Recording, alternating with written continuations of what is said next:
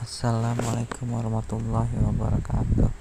Teman-teman sekalian, kali ini kita akan mendengarkan ceramah singkat dari Ustadz Abdul Somad dengan bertemakan 5 penyesalan orang yang sudah meninggal.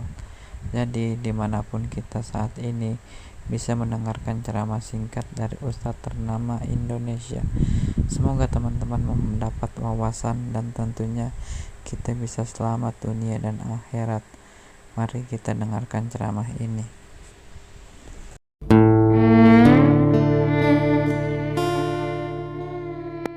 Saya batasi pada tausiah kali ini hanya 5 poin saja. 5 penyesalan orang sudah mati. Kenapa Ustadz sebut angka 5? Karena rukun Islam 5. Kenapa nggak pakai rukun iman? Iya juga ya. Tapi payah saya nyebutnya begini. Ada 5 supaya Bapak Ibu pulang mudah ngingat. Saya termasuk penceramah yang tidak pandai ceramah ngalor ngidul. Ada orang ngomong bisa semua dia bahas, dari Donald Trump sampai Donald Bebek bisa dibahas. Saya tidak pandai. Yang pertama, orang mati menyesal karena tidak bersedekah. Yang kedua, lau kunna nasma'u, andai kami mau mendengar, au naqilu, kami mau berpikir, kami tidak akan menjadi penghuni neraka sa'ir. Ada neraka jahanam, ada neraka sakar, ada satu khusus neraka namanya neraka sa'ir, dan itu ditempati hanya orang-orang spesialis tidak mau mendengar pengajian. Dan masyarakat Bandung sudah selamat dari neraka sa'ir ini insyaallah. Ibu-ibu membawa anaknya di atas panas terik dari mulai jam 1 tadi. Kenapa cepat betul datang? Salah baca pengumuman. Dia berdoa kepada Allah, ya Allah, turunkanlah awan. Akhirnya awan mendung datang, hampir saja hujan. Yang satu meminta awan, wa dhallalna alaihimul ghamama, kami naungi mereka dengan awan ketika hujan akan turun. Yang satu lagi berdoa, ya Allah, cukup awan saja, jangan turunkan hujan. Maka keluarlah kalimat, mendung tak berarti hujan. Di luar sana mereka tenang, di dalam ini malah kepanasan. Saya merasakan panas luar biasa tadi, tapi begitu naik ke mimbar ini, berkat doa Bapak Ibu, terasa hawa sejuk datang menghampiri sujud. Rupanya kipas hidup di belakang. Bapak Ibu yang dimuliakan Allah Subhanahu wa taala, lau kunna nasma'u, andai kami mau mendengar, au naqilu, kami mau berpikir, maka tak mungkin kami masuk dalam neraka sa'ir. Betul kata Pak Kang Aher, bahwa yang ada di depan saya ini orang yang sudah mau mendengar semua. Mereka mau datang ini kan karena mendengar Samsung, mendengar Sony, mendengar Panasonic, mendengar Nokia. Ada satu yang orang kita mendengar Oppo. Tapi di luar sana masih banyak orang yang tidak mau mendengar. Ustadz Abdul Somad tidak pernah mengajak orang ke jalan Allah, karena yang ada di hadapannya ini memang sudah berada di jalan Allah. Tapi di luar sana masih ada yang tidak di jalan Allah. Memang tidak. Kenapa? Mereka di jalan Jenderal Sudirman. Mereka belum di jalan Allah. Mereka masih berkutat dengan narkoba, dengan zina, dengan lem kambing, dengan pacaran, dengan seks bebas, mencari kenikmatan di nightclub. Apa namanya? Tripping. Apa namanya? Dugem. Apa itu? Duduk sambil gemetar. Siapa yang menceramahi mereka di dalam?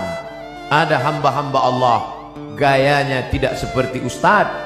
Dia tidak pakai sorban, dia tidak pakai peci, dia biasa saja. Tapi dia masuk ke nightclub, dia masuk ke diskotik, dia duduk. Yang lain minum mabuk, dia minum air putih. Ketika ada orang bertanya, Mas, enggak mabuk? Sudah bosan mabuk. Saya sudah taubat. Ngapain kemari? Saya mau menceramahi penghuni-penghuni neraka jahanam ini. Tapi orang tidak berani melawan dia. Kenapa? Ototnya tegap. Dan mereka, jadi nanti kalau ada anak muda pergi ke diskotik, tidak semuanya mau buat dosa, tapi ada juga yang mau ceramah. Ustadz kok tahu? Ada sinetronnya. Bapak Ibu yang dimuliakan Allah, siapa yang menyelamatkan mereka? Setelah dia mengajak orang-orang yang berada dalam lembah dosa kegelapan ini taubat ke masjid, sampai di masjid barulah berceramah Abdul Somad. Assalamualaikum warahmatullahi wabarakatuh. Waalaikumsalam. Orang semua melihat, oh, Ustadz Somad ternyata yang membawa hidayah. Bukan, Abdul Somad menceramahi orang. Maka ini tidak disebut majelis dakwah. Ini bukan pertemuan dakwah, tapi ini pertemuan mahabbah, orang-orang yang berkasih sayang karena Allah. Mudah-mudahan kita berkasih sayang karena Allah. Nanti sampai masanya dicari oleh malaikat, ainal muta'abbuna bi jalali, mana orang yang dulu di dunia berkasih sayang karena aku. Mudah-mudahan apapun latar belakang kita, gubernur, kapolresta, kapolda, komandan kodim, komandan, pokoknya komandan lah, kita semuanya berkasih sayang karena Allah subhanahu wa ta'ala. La ilaha illallah, la ilaha illallah, alaiha nahya, dengan itu kita hidup, wa alaiha namutu, dengan itu kita mati, wa biha nub'atsu, dengan itu kita akan dibangkitkan di padang mahsyar. Ya Allah, jadikan akhir kalam kami saat malaikat maut mencabut nyawa kami, yang keluar dari mulut kami nanti la ilaha illallah. Bapak Ibu yang dimuliakan Allah, maka gunakan telinga. Kawan-kawan kita yang belum memakai telinga, maka ajak dia menggunakan telinganya. Kirim video-video, yang punya uang teruslah tambah pulsanya untuk mengirim hak, tapi bukan menebarkan hoax. Menebar kasih sayang, bukan menebarkan kebencian. Menebarkan rahmatan lil alamin, bukan menebarkan laknat, caci maki dan sumpah serapah. Karena itulah yang akan membuat kita akan tetap bersama dalam surga Jannatul Firdaus bersama Nabi Muhammad sallallahu alaihi wasallam. Yang ketiga, siapa itu orang yang menyesal? Mereka yang terbaring di rumah sakit, di ruang ICU. Suara azan sayup-sayup masuk ke celah-celah jendela. Hayya 'alas shalah. Menetes air matanya. Kenapa? Karena dulu waktu sehat orang azan dia laga ikan cupang. Orang azan dia tetap main game online PlayStation, bahkan mengejek-ejek orang sholat. Hayya 'alas shalah, kamu aja duluan lah. Padahal mestinya dia katakan la haula wala quwata illa billah. Tapi sampai masanya dulu kau berotot tegap, tapi akhirnya kau seperti bunga mekar, layu, kuning, mati. Berapa banyak dulu yang berotot tegap, sebelah kiri tatu ular kobra, sebelah kanan singa. Sekarang begitu keriput, kucing kena minyak. Mana suaramu yang menggelegar dulu? Mana kumis tebalmu dulu? Nanti saya cerita kumis yang berkumis tersinggung. Mana badanmu yang tegap dulu? Yang tegap tersinggung. Lalu yang mau saya omongin apa? Tidak ada, keperkasaan hilang, tak bermakna. Tapi kalau pernah kau bawa kakimu ke masjid solat berjamaah, wa naktubu ma qaddamu wa asarahum, kami tulis langkah-langkah tapak kaki mereka. Setiap langkah pertama mengangkat derajat, langkah kedua menghapuskan dosa, langkah ketiga menghapus dosa, langkah keempat mengangkat derajat. Ini orang-orang yang di atas ini kenapa derajatnya naik? Karena mereka berjalan kaki datang ke masjid. Karena jalan kaki itulah terlambat maka naik ke atas. Kami datang cepat Pak Ustadz. Ya, karena cepatlah bisa masuk ke dalam kalau tidak tentu di luar. Tapi Allah tidak lihat itu. Yang dipandang adalah ketulusan, keikhlas kita lillahi ta'ala. Makanya usolli fardal maghribi 3 raka'atin adaan ma'muman lillahi ta'ala. Nawaitu shawma ghadin an ada'i fardhi syahri ramadhana hadhihi sanati lillahi ta'ala. Labbaik Allahumma labbaik, labbaik la syarika laka labbaik, labbaik Allahumma labbaik. Begitu kalau saya pembimbing hajinya, pembimbing umrahnya, labbaik Allahumma labbaik, labbaik la syarika laka labbaik. Datang pembimbing dari Jawa Barat, Ustadz mah terlalu keras atuh. Mari mikrofonnya.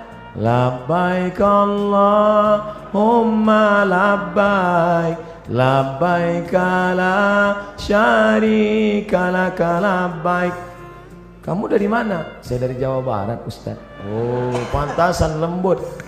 Innal hamda wan ni'mata lak wal mulka la syarika lak. Jamaah tertidur. Datang saya ambil lagi mikrofon. Labbaik Allahumma labbaik. Jadi nampaklah bahwa kerasnya suara saya bukanlah karena marah, tapi karena mengusir setan.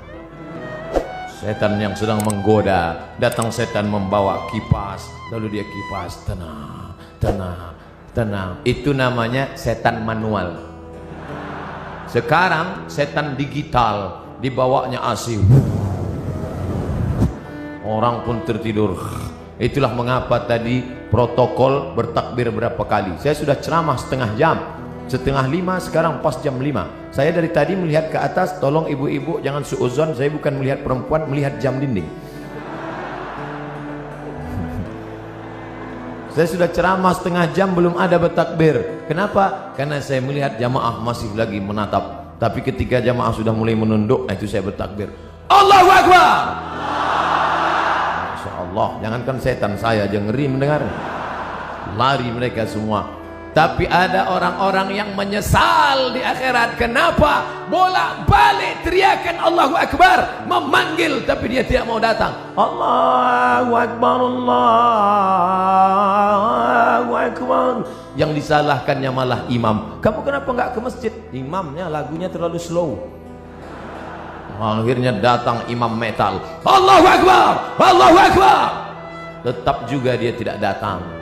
Kenapa? Karena memang hanya mencari-cari alasan.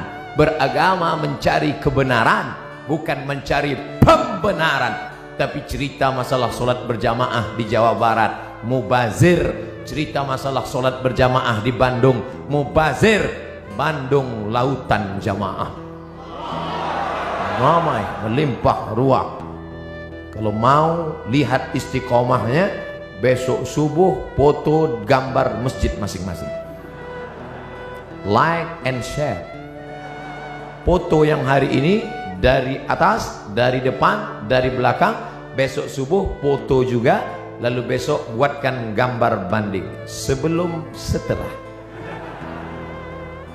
Ustadz ini mengkerdilkan kami. Tidak, ini negerinya para ulama. Banyak ulama-ulama, kiai-kiai, ulama besar datang dari sini.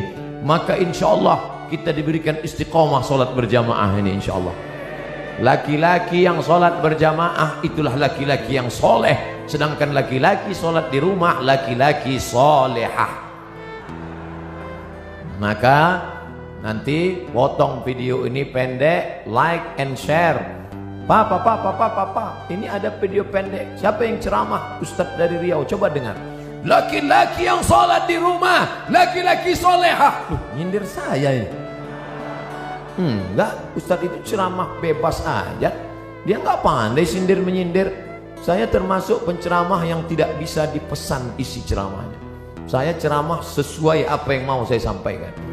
Bahkan ada terkadang kalau saya ceramah di kantor dinas, sengaja itu orang pesan panitia, Ustadz jangan cerita masalah jilbab, karena istri kepala dinas belum pakai jilbab.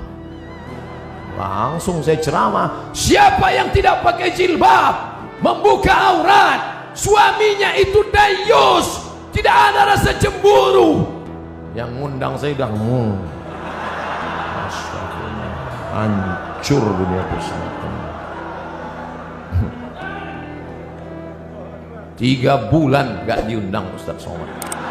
Pengajian rutin mingguan, challenge. Setelah 3 bulan, ditelepon lagi. Assalamualaikum Ustaz. Waalaikumsalam. Nanti datang ke kantor lagi ya. Iya. Loh, kemarin katanya nggak boleh. Alhamdulillah Pak Ustaz, yang kemarin melarang sudah mati. Ternyata orang yang menghalang-halang dakwah itu tidak kita. Saya nggak pernah mendoakan. Saya tidak pernah mendoakan yang jelek-jelek. Kalau ada orang menghadang, menghalang, membentengi, selalu saya katakan, ya Allah, tiupkan angin hidayah ke dalam hatinya, bukakan ya Allah. Tapi kalau tidak terbuka juga, tiupkan angin puting beliung sekalian. Tidak boleh mendoakan yang jelek-jelek. Kita tetap mendoakan seperti tuntunan Nabi Muhammad sallallahu alaihi wasallam. Patah giginya, berdarah pelipisnya, tapi dia tidak doakan yang jelek. Tetap yang dia mintakan, Allahumma hdi qaumi, berikan hidayah kepada kaumku, fa innahum la ya'lamun. Mereka berbuat itu karena tidak tahu. Alhamdulillah, yang datang di Masjid Raya tidak hanya orang-orang tua, tapi anak-anak muda hadir. Dari mana Ustaz tahu anak muda? Dari suara takbirnya. Dari mana Ustaz tahu anak muda? Dari semangat mau bersalamannya. Dari mana Ustaz tahu anak muda? Mereka banyak yang berdiri. Orang tua mana sanggup berdiri? Menunjukkan mereka adalah anak-anak muda. Semangat mereka luar biasa. Sab'atun yuzilluhumullah, 7 golongan yang akan mendapatkan naungan Allah. Yauma la zilla illa zilluh, hari itu tidak ada naungan kecuali naungan Allah. Satu di antaranya, syabun, anak muda, nasha'a fi ibadatillah, anak muda yang tumbuh dalam beribadah kepada Allah. Mudah-mudahan kalian termasuk dalam satu golongan itu. Anak muda yang lain sibuk pacaran, anak muda yang lain sibuk chatting, browsing, diving, launching, mancing.